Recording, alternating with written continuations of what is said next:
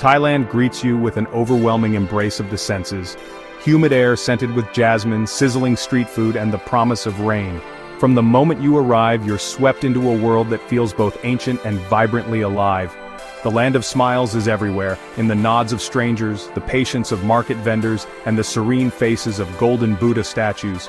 The country is a tapestry of contrasts, gilded temples in the morning, chaotic street markets by afternoon, and emerald waters dotted with limestone giants by evening. Every detail from the food to the scenery tells a story of beauty and tradition. Tourists come for adventure, relaxation, and a taste of something beyond the ordinary. The food alone is a journey, sweet, sour, salty, spicy, each meal a new discovery. But this postcard-perfect image is only part of the story. Beneath the surface lies another world, one that awakens after dark. This hidden side is as much a part of Thailand as its sunlit temples and beaches. As night falls, Thailand's cities transform. Temples give way to thumping nightclubs and neon-lit streets. Thai nightlife is legendary, drawing crowds with rooftop bars, live music, and dance clubs that pulse until dawn.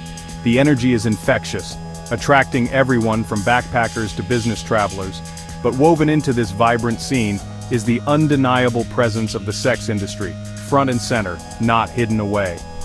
Go-go bars and beer bars line the streets, blurring the lines between entertainment and commercial sex. For many, a casual night out can easily lead to unexpected encounters, making the industry feel like a normal part of the holiday experience.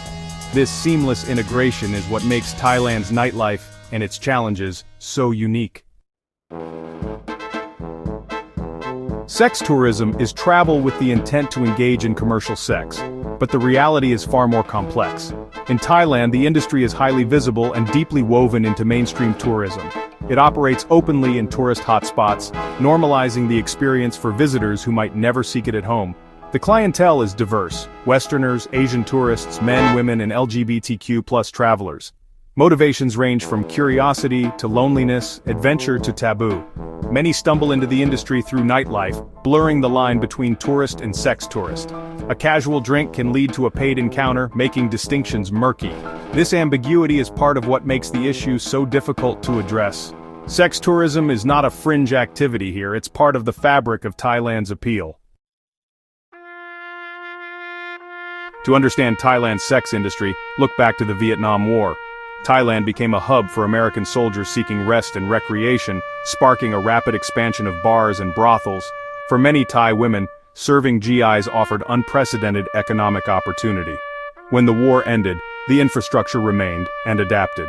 The Thai government began promoting tourism, and former R&R spots became international resorts. The industry's visibility and normalization grew from this era, intertwined with foreign demand. It was never hidden, but tolerated as a service for allies and later, tourists.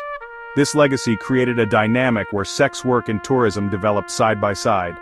The echoes of that era still shape the geography and scale of Thailand's sex tourism today.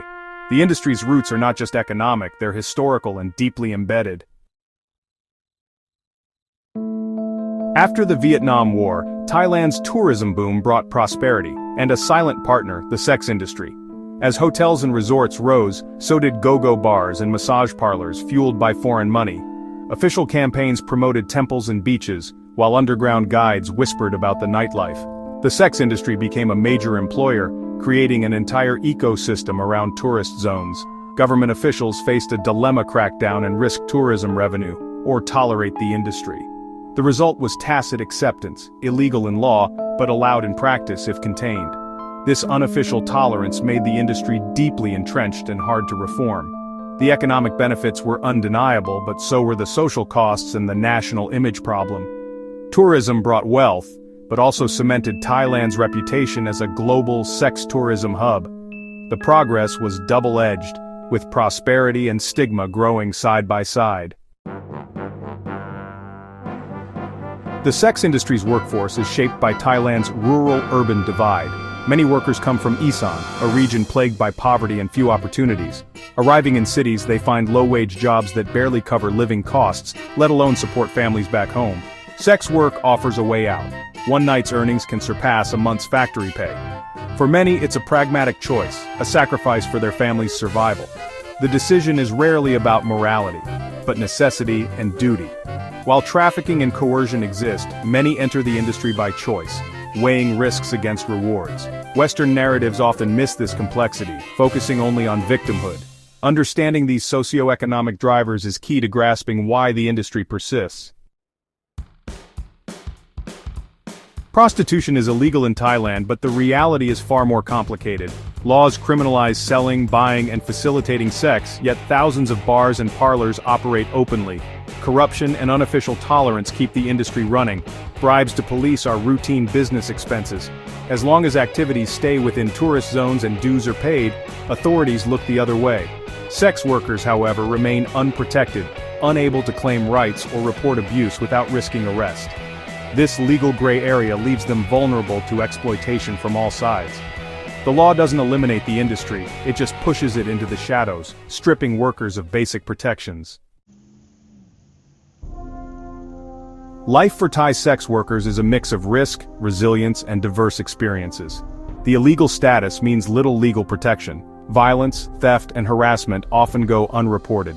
Health risks, especially STIs, are constant, and the pressure for unsafe practices persists. Social stigma leads many to live double lives, facing isolation and shame. Human trafficking is a dark reality, with some coerced or trapped by debt. Yet many workers exercise agency, using sex work to gain financial independence and support families. Some become entrepreneurs, investing earnings in new businesses or education. The industry is not just exploitation or empowerment, both exist side by side. One worker may feel pride in providing for family, while another is trapped by fear. Recognizing this spectrum is crucial. The human stories are complex, and stereotypes rarely capture the full truth. Listening to workers' voices is essential to understanding the real impact. Thailand's relationship with its sex industry is changing, driven by a new generation and technology. Younger Thais and activists are challenging the old systems of tolerance and corruption. Technology has moved much of the trade online, offering workers more control but complicating regulation. The debate over legalization versus stricter enforcement is heating up. Advocates argue legalization would protect workers and dismantle criminal networks. Opponents fear it would legitimize the trade and call for more economic alternatives. For travelers, understanding this complexity is the first step to responsible tourism. It means looking beyond stereotypes and respecting the people behind the neon lights. Thailand is a country of depth and resilience. Its future will be shaped by how it confronts these realities. To truly appreciate Thailand, we must see all its faces, not just the ones on postcards.